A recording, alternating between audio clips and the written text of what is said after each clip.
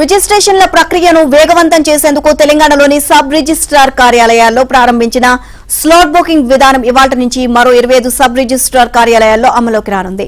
అలాగే జూన్ నెలాఖరుకల్లా రాష్ట్ర వ్యాప్తంగా ఉన్న 144 సబ్ రిజిస్ట్రార్ కార్యాలయాల్లో ఈ విధానాన్ని అందుబాటులోకి తీసుకురానున్నారు. ఈ మేరకు రెవెన్యూ శాఖ మంత్రి పొంగులేటి శ్రీనివాసరెడ్డి ఓ ప్రకటన చేశారు. స్లాట్ బుకింగ్ విధానాన్ని తొలుత 22 సబ్ రిజిస్ట్రార్ కార్యాలయాల్లో ప్రారంభించామని, దశల వారీగా తెలంగాణ వ్యాప్తంగా ఈ విధానాన్ని అమలు చేస్తామని మంత్రి పేర్కొన్నారు. రద్దీ, పని ఒత్తిడి అధికంగా ఉన్న కార్యాలయాల్లో అదనపు సబ్ రిజిస్ట్రార్లను నియమిస్తున్నామని చెప్పారు.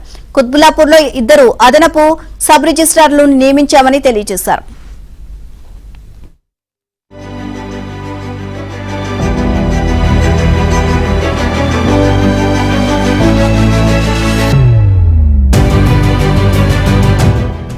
ఉప్పల్, మహేశ్వరం, మంచిర్యాల సబ్ రిజిస్ట్రార్ కార్యాలయాల్లో అదనపు సిబ్బందిని నియమించడం ద్వారా స్లాట్ బుకింగ్ అమలు చేయనున్నామని పొంగులేటి శ్రీనివాసరెడ్డి వివరించారు. స్లాట్ బుకింగ్ విధానాన్ని దృష్టిలో ఉంచుకుని సబ్ రిజిస్ట్రార్ కార్యాలయాల పరిధిని పునర్వ్యవస్థీకరిస్తున్నామని, తక్కువ రద్దీ ఉన్న కార్యాలయాలను గుర్తించి చర్యలు తీసుకుంటున్నామని వెల్లడించారు.